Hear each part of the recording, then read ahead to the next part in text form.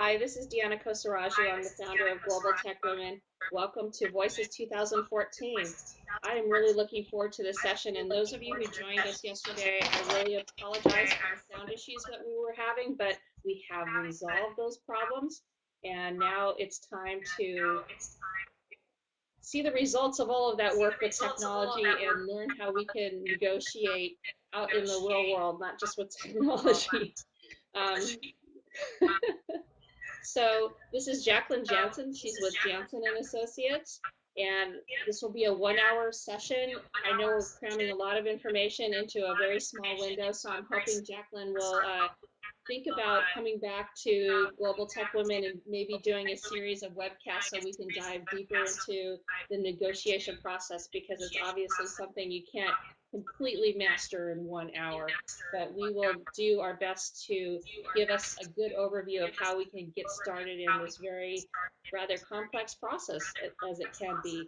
Jacqueline is an expert in this space. She's negotiated a number of sales of companies that she's been a part of, and so that alone just makes me in awe of her, because I can barely negotiate a tip with a waiter. So I can't wait to learn more.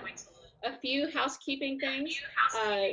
If you're here as a visitor, you cannot use the chat window over on the right-hand side to participate, but you can use our Twitter feed, which is hashtag Voices 2014.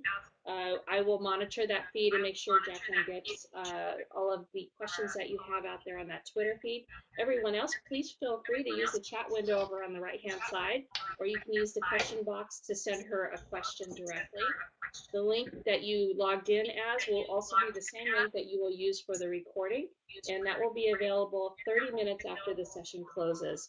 And as always, feedback is always welcome. So if you can give me your feedback, send it to Deanna at globaltechwoman.com. I would appreciate it. So with that, I'm going to close, and Jacqueline's going to take over, and I'm going to put up her slides. Here we go. Hi, everyone. Welcome to the Global Tech Women, and happy International Women's Day. And we are here today because women have negotiated over the years. Thank you so much, Deanna. I'm really excited because I have been looking forward to this, and I love talking with women about how to get more of what they want. And if any of this makes sense to you, I have a very special offer that I'd like to give to a few folks at the end of this workshop. And so please, my email address will be online, and you can certainly access me that way. So we're coming back from yesterday. We tried to do this yesterday. As Deanna had said, we had a little bit of trouble, but I see some folks here that were there yesterday. So thank you very much for coming back. So let's get started now. What this workshop is, it's really a 4 or 5 hour workshop, but actually it is a workshop that can be done over many hours, and it is something that over time we must learn as women to do.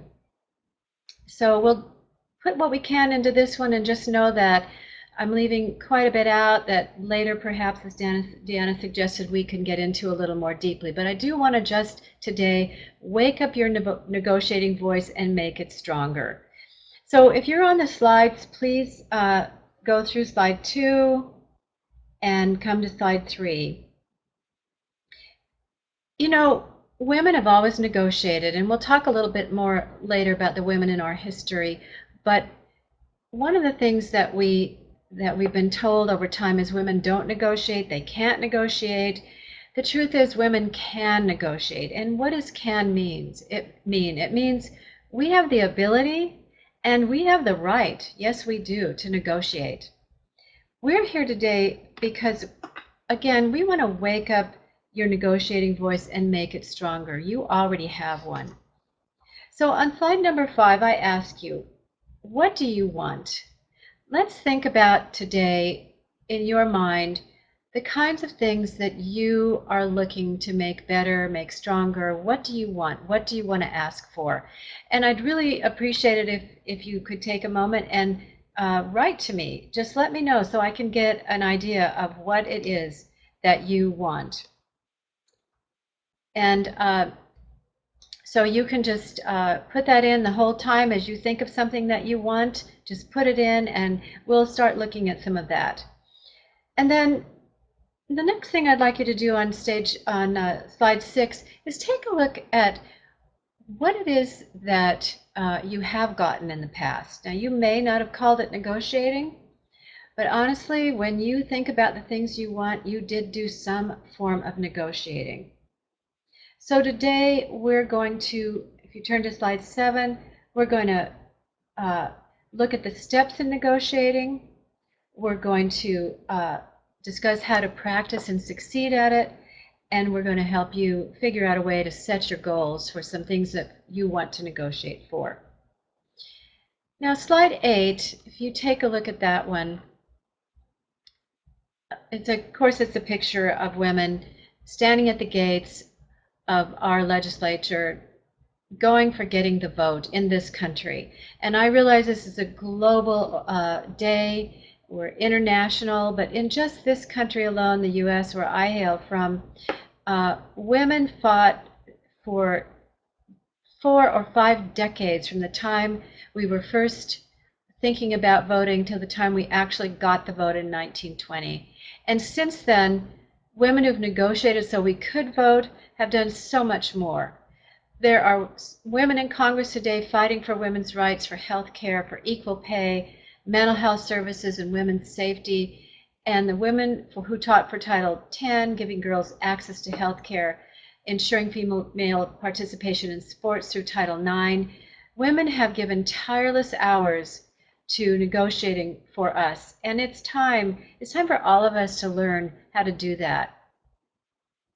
So who am I, and why should I be teaching this class? I started my first business at 22. My mother was an entrepreneur. My grandmother, her mother, and my father's mother all had their own businesses. So it seemed natural to me to start a business. We, as a family, had a little bit of fun thinking up new things to do. I ended up starting 8 businesses, and I sold 6 of them. About a year ago, I realized that I had not negotiated for something I really loved. I could have helped someone, and we both lost. It was really then very painful for me to watch that person struggle and not getting what they wanted, when I could have used the tools that I'm going to tell you about today, so we both would have had better outcomes.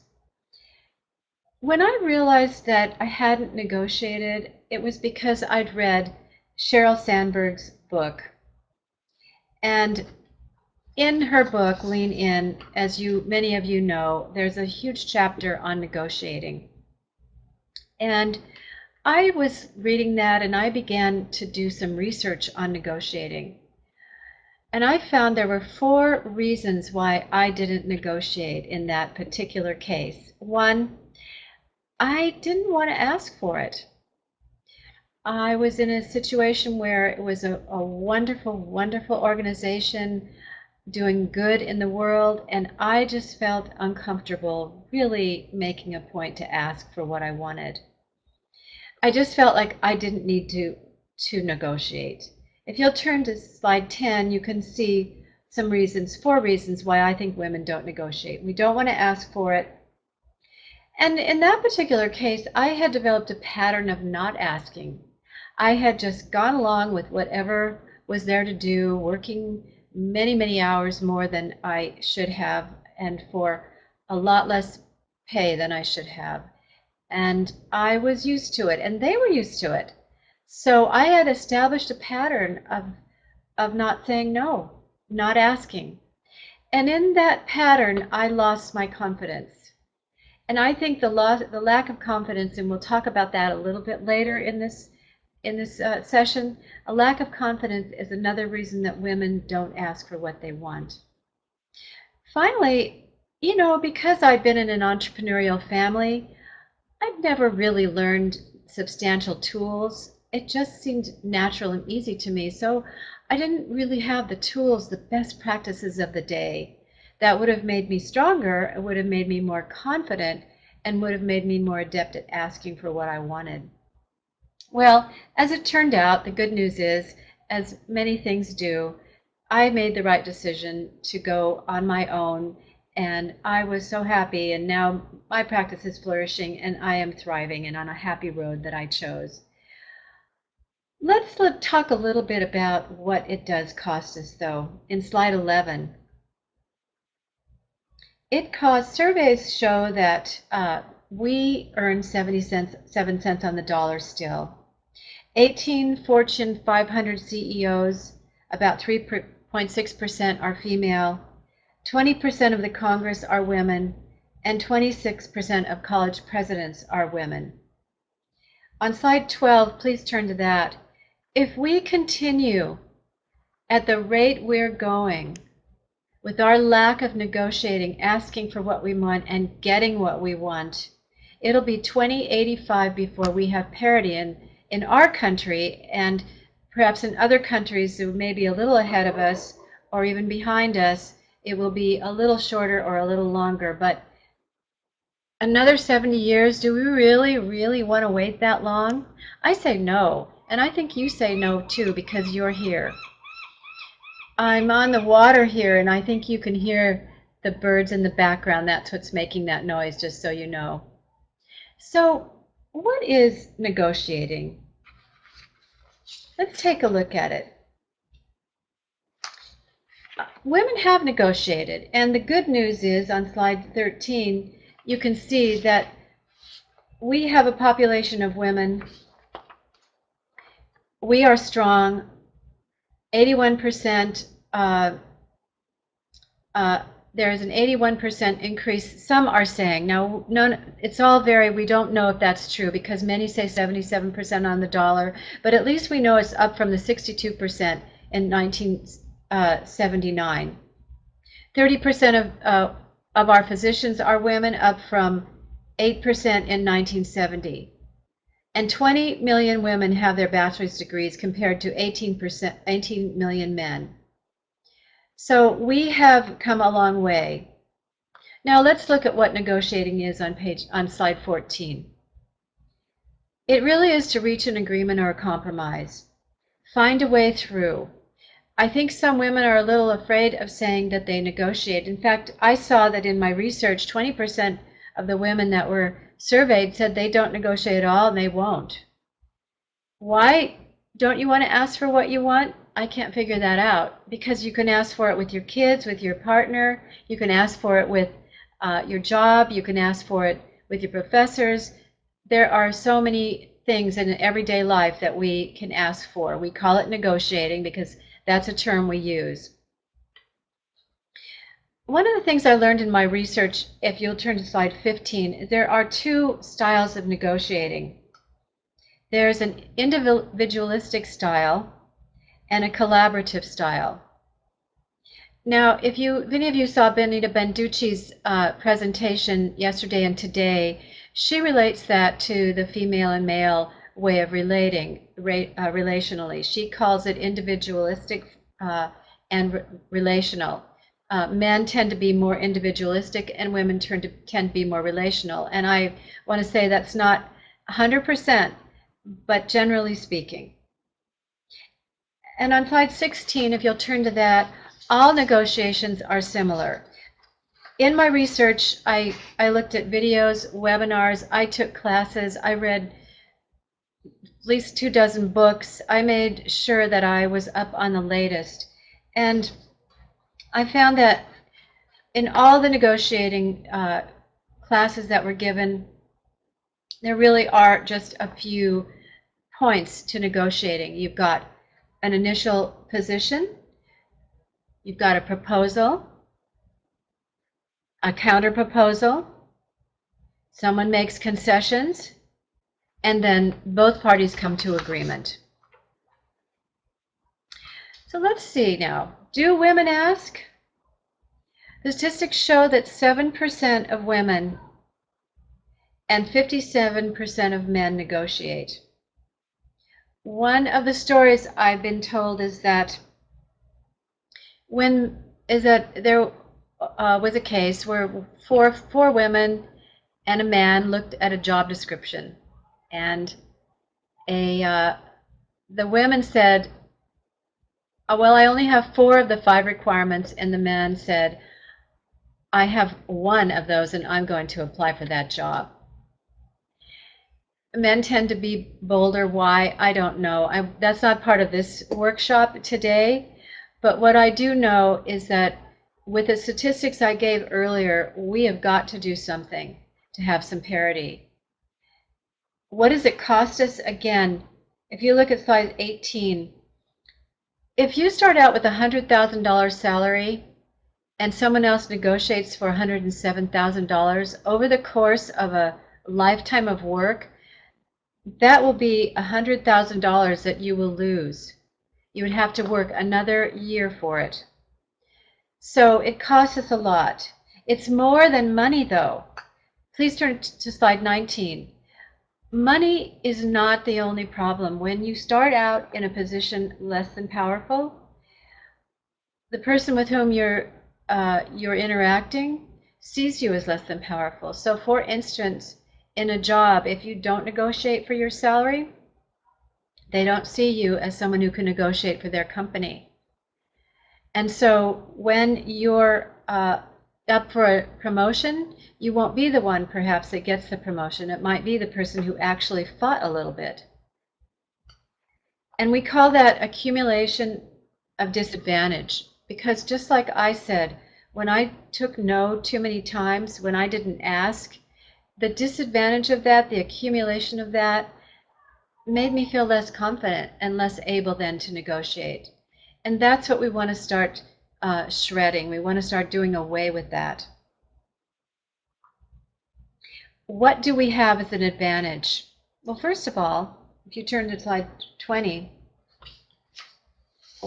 we're not expected to negotiate. So many times when we do ask for what we want, it's a surprise to people. And that's powerful. Secondly, I know this may not be totally PC, but I believe we have some intuition. And I think that stems from listening, and we'll talk a little bit more about that. We have the right to negotiate. We are relational. We do care about people. And we do have expertise. There's no doubt about it. There's no reason why we shouldn't be asking for what we want. And please turn to slide 21. Let's take a look at the tools.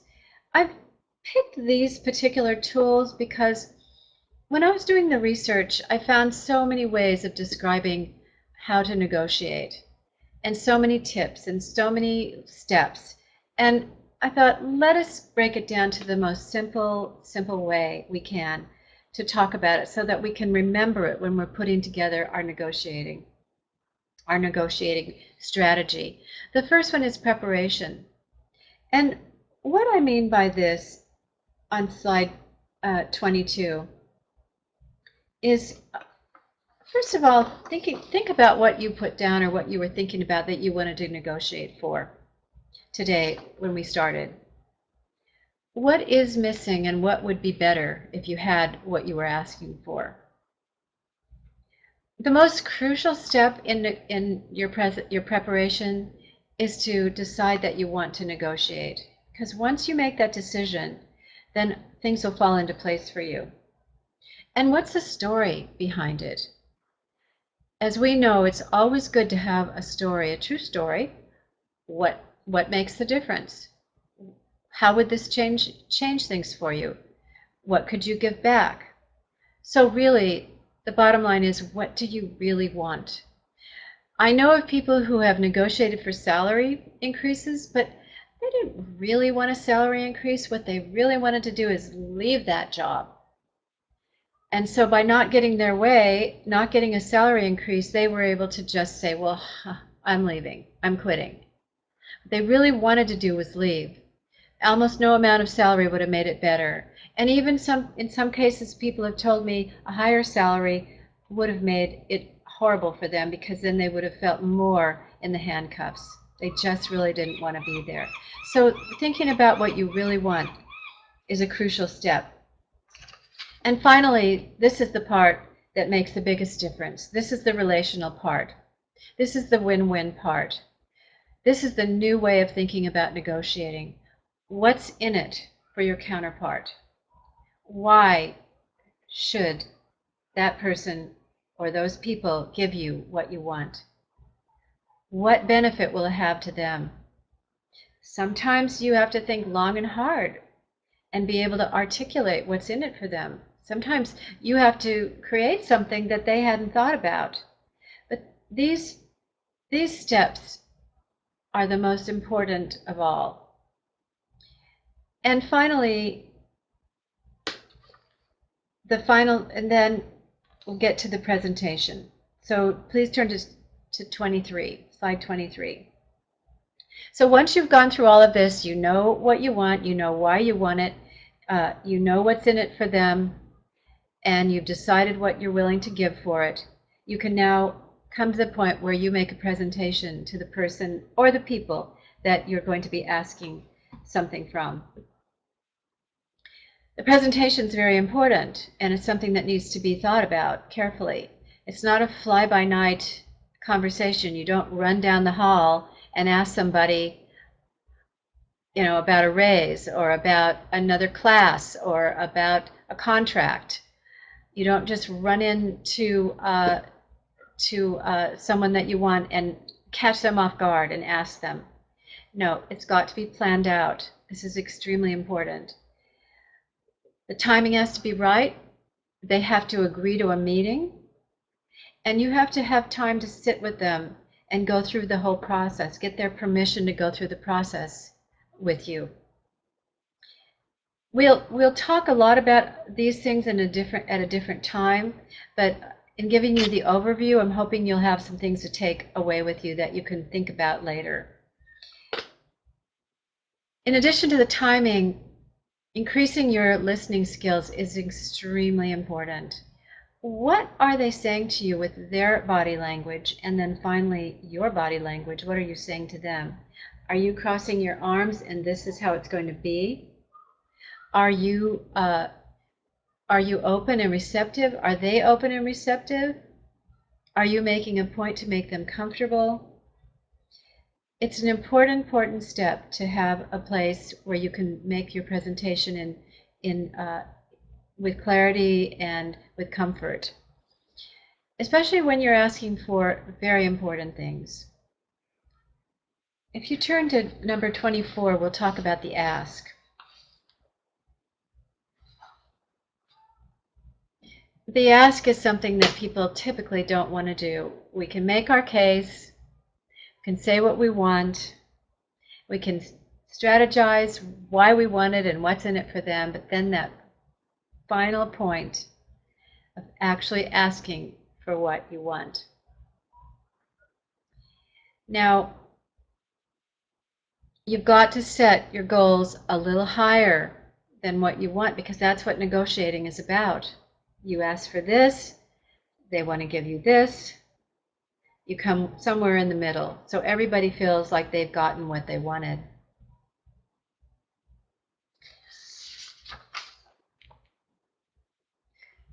I was asked today by someone, what happens if you go to a supervisor and ask for a raise and they say, here's what it is, we don't negotiate raises, we don't negotiate salary.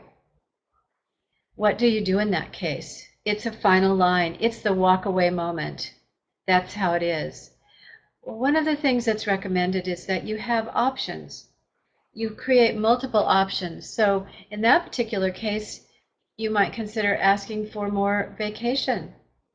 You might consider asking for more educational tools or trainings, more comp time, perhaps an assistant. So when you present multiple offers to a supervisor or a client, or a professor or a colleague or a consultant, you're giving them an option to pick up something, maybe not this, maybe this, and then you have a chance to make it a win-win for both of you. Keep in mind that though we all want exactly what we want and when we want it, that may not be the case, and that's negotiating. It's a win-win, so everyone feels like they have gotten something out of it. What I want to say too about employers is, and I am an executive recruiter, that's my main focus. So I've negotiated contracts for hundreds of professional staff, and with many, many dozens and dozens of clients. It's very costly for an employer to lose an employee. There's training time, there's ramp up time, there's the fact of not knowing what you're getting, but knowing what you've lost. So that's something in your backpack that you've got when you're going in. No one wants to see someone go. So you have power, and you have power in your background, in your practice. You have power in everything you do. You're here today because you want to learn. That's power. You want to learn. You're eager to make a difference in the world. That's power. As an executive recruiter, I talk with lots of professionals, and I talk with, especially I do a lot of recruiting in the nonprofit sector, and I recruit directors of development who fundraise. I'm always surprised when they come into my office to interview with me and they've forgotten the kinds of money they've raised. And they don't have a list in front of them because it's time to brag. It's time to put the spotlight on your skills and your experience. Whatever you do, even if you're negotiating with your child to go to bed on time, you have experience in what being sleepy feels like. And that's just at one level, but at all levels where you are today in your careers, you have power. And many people do not like to tout their power because they see others doing it to their detriment. But there is an in-between place, and that's a place that in the course of learning to negotiate, you want to hone. How do you express yourself? How do you express your skills and your experience in a way that makes a difference and shines you in a way that the person you're asking for something can see, and see that you're also modest and humble, but you do have skills, strong skills. And then, as you know, you have to give something to get something. So before you go into the negotiating, you need to be clear about what it is you are willing to give.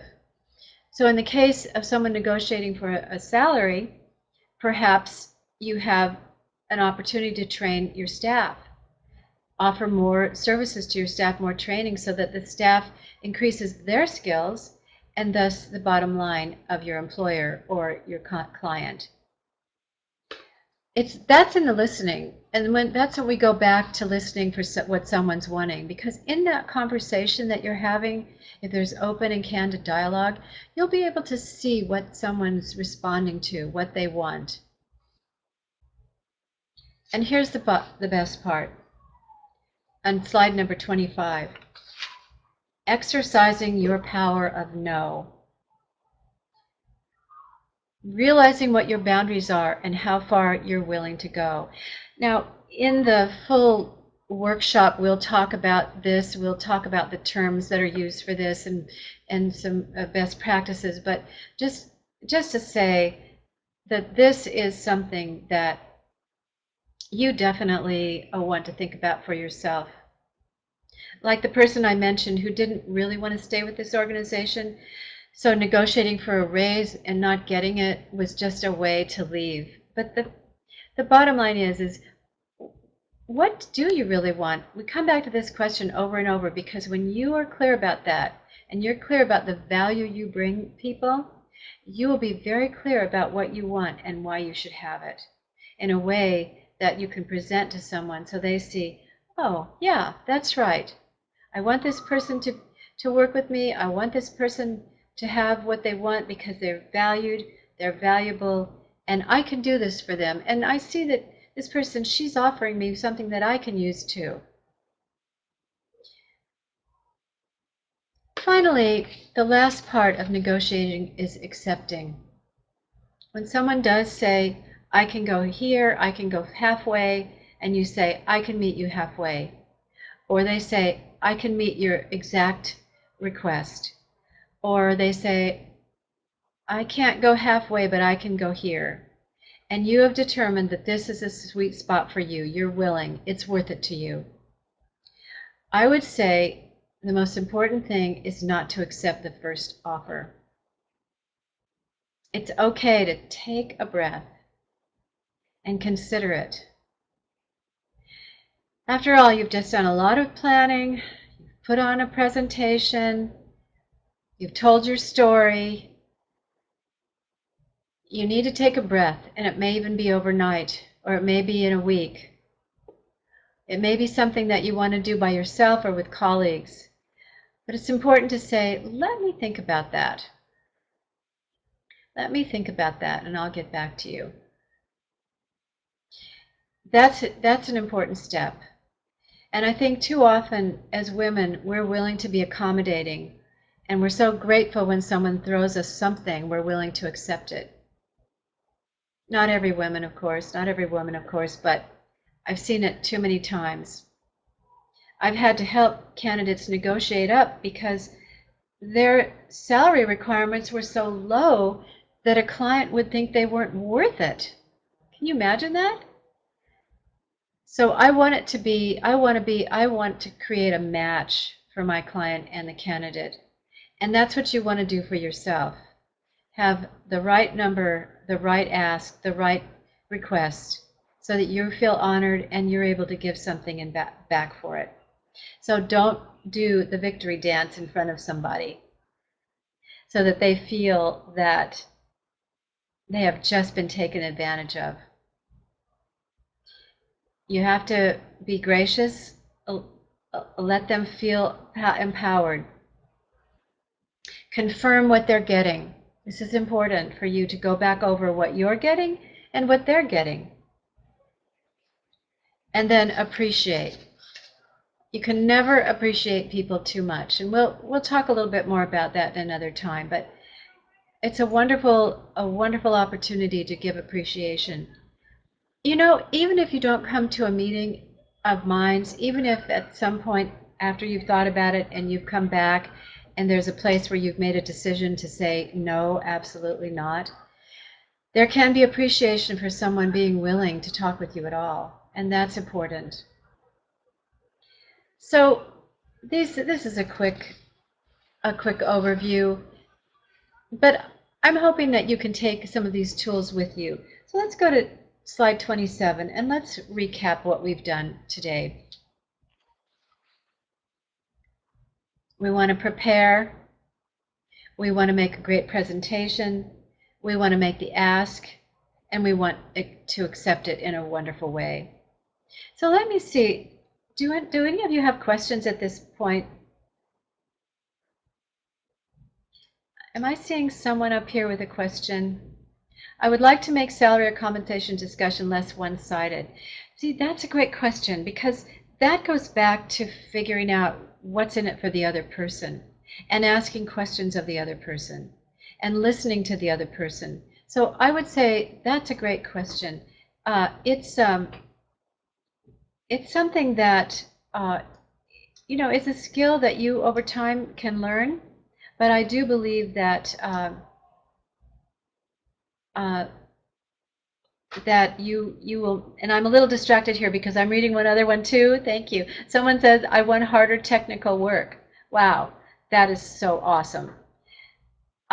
So I'm imagining that you're going to ask your supervisor, and get back on with me and correct this if this is not right, for a more advanced opportunity to do work, to do more advanced technical work. Is that what I'm hearing?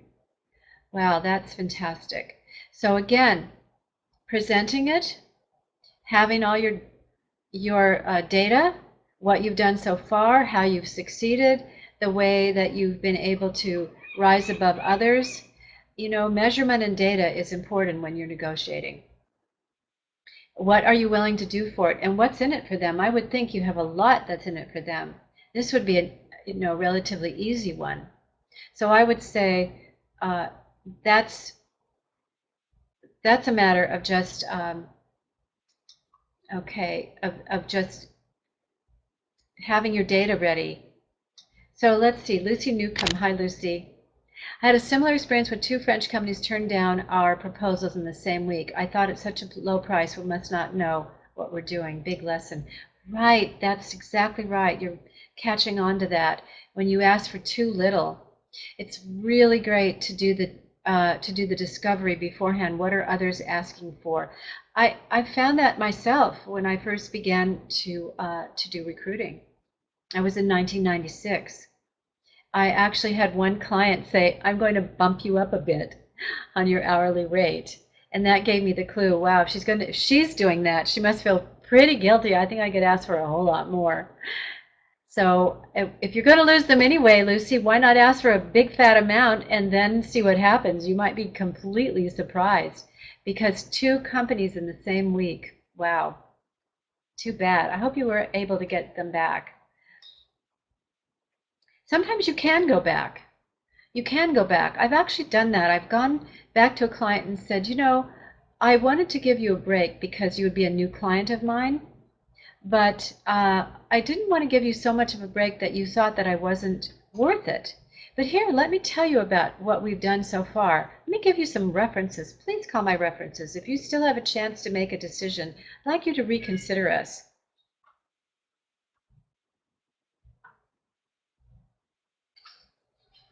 Could you speak to negotiating in the context of marketing, such as on the print media or radio?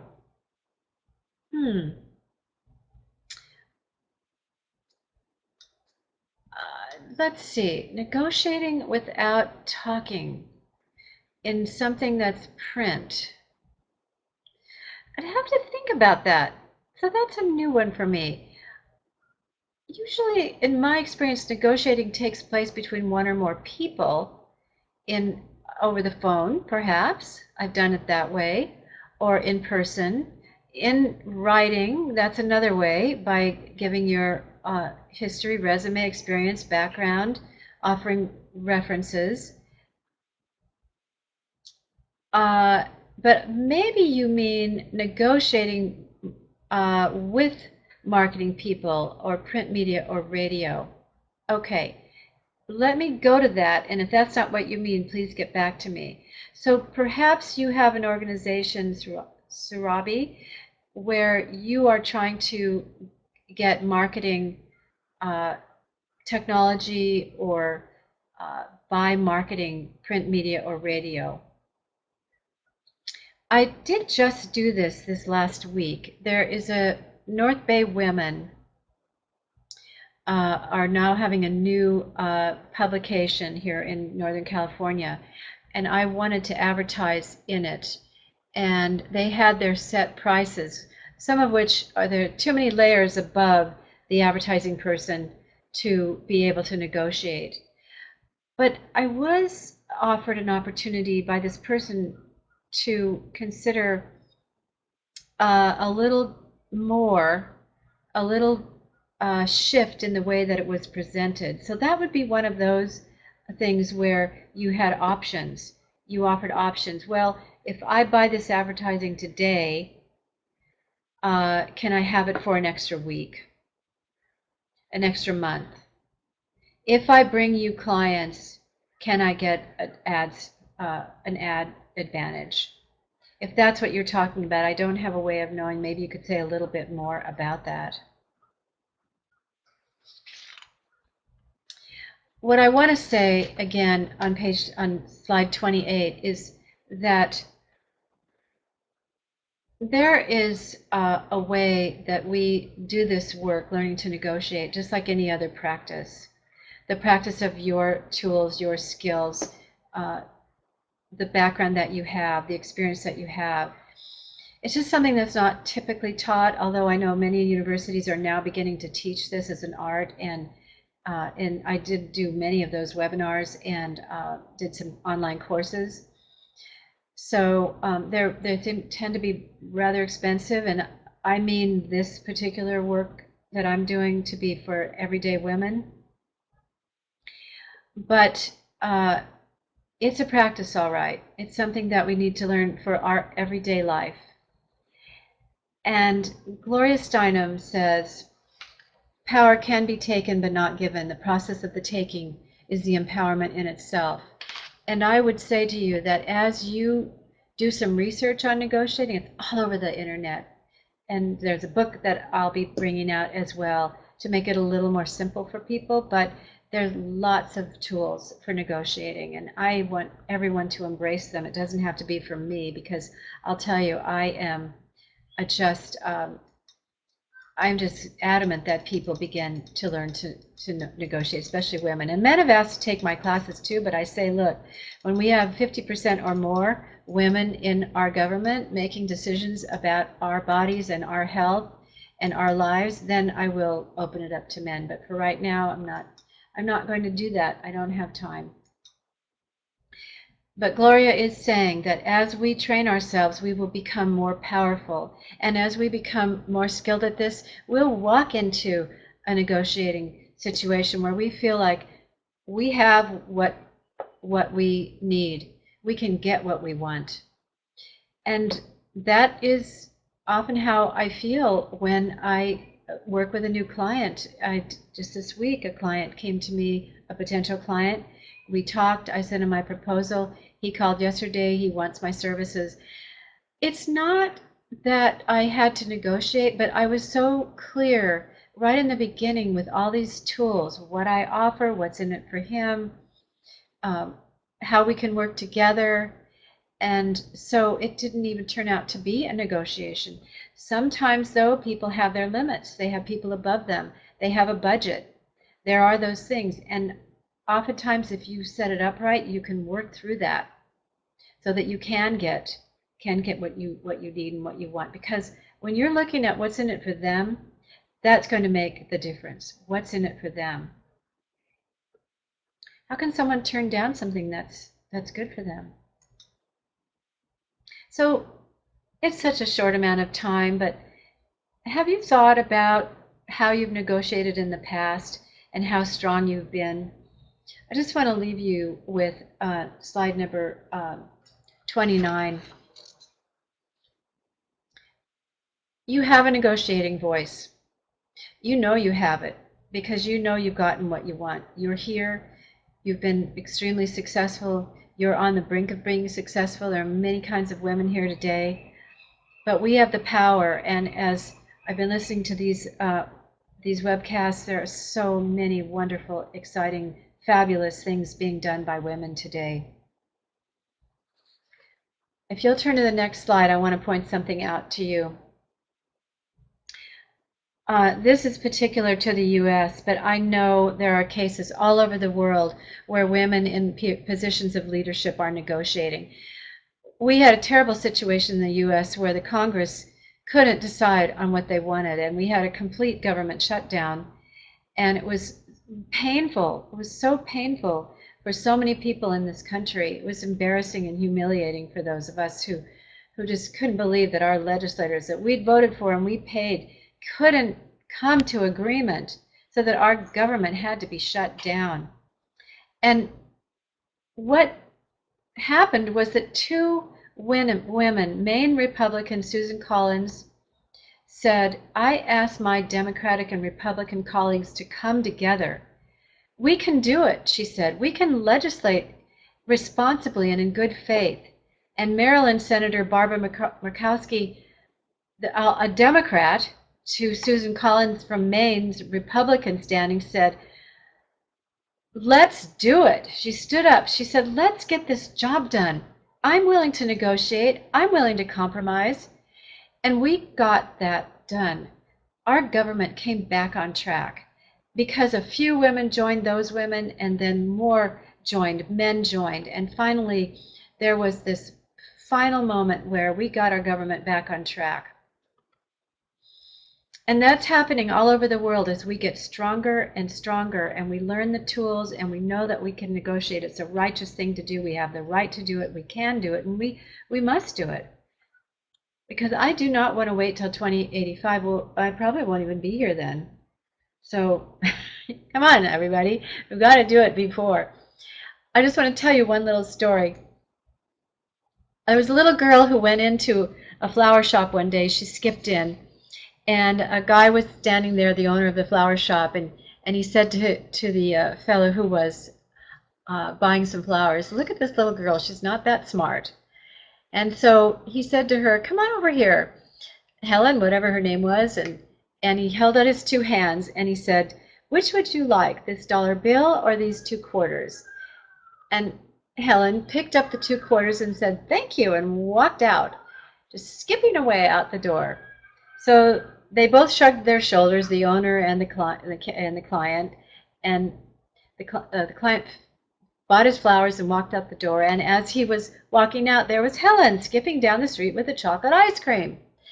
And he stopped her and he said, hey, could I ask you a question? And she said, sure. He said, why did you take those 2 quarters instead of the dollar? And she looked up at him and she said to him, well, the day I take that dollar, the game is over. And I just want to say to you, we are smart, we women, even at that young age. And I just want to appreciate all of you for your persistence, your activism, your passion, and your heart when it comes to increasing your schools and increasing your place in your careers, your families, our communities, our world. And you've got to keep it up. Keep putting the pressure on all of us to get this done. There are going to be moments of resistance, times when you negotiate and you think, I should have had that, and it didn't happen. But you can overcome that. The way you practice is this. If you email me to Jacqueline@womencannegotiate.com, I will email you back a form that I've created where you can start to think about what it is you want, and you'll put a time on it. I will negotiate for this by this time, and I will plan it, and here's what I will do. I will prepare. Here's how I will show up. And you can go through the steps and be really ready for when you negotiate. And you can start out with something really easy and then work up to something much harder. And that's how you practice. So I think you're women that don't give up. I bet you're fired to make the next push. And I want you to keep on working so that you get it right. Now here's what I'd like to offer. For the first 3 women who want to email me, I would be happy to give you a half hour of coaching for free just to keep getting this ball rolling. And Deanna, I want to thank you so much for this conference and the way that you worked tirelessly, always up, middle of the night, day in, day out to put this together so that women in our world will have technical skills and can offer ideas on best practices on a national and international level, and learn how we can encourage more women in technology and inspire more women in this community. You're awesome. You rock. I appreciate you. And thank you, everybody. Thank you very much for attending today. And if there are any questions, please let me know, or you're willing to I'm willing to take your questions offline. You can email me. If there's nothing else. My email address, I'll give it to you again, is Jacqueline@womencannegotiate.com. And that's the website, womencannegotiate.com. And I'll tell you this, because I'd read a lot in my research about women didn't negotiate, couldn't negotiate, didn't know how to negotiate. When I looked up the URL for Women Can Negotiate, I just said, huzzah, this is true, we can do this. And it was very exciting at that time. So I've given workshops at the YWCA San Francisco Marin. I'm giving them 4 or 5 workshops are scheduled ahead. I'm teaching at one of the community colleges here, and I hope that you have benefited from this. But if there are questions, something I didn't cover, something more you'd like, please again do feel free to get in touch with me. Thank you. You know, this has been such a great session. I know it was difficult taking the, let me ask the audience a question. Are you hearing me echo? I don't want to drive you all crazy. I might be echoing. Yeah, I'm echoing. Okay. I'll just say goodbye. Thank you so much. You're welcome, Deanna. Thank you. Okay. Thanks so much. Okay. Bye, everybody. Bye now.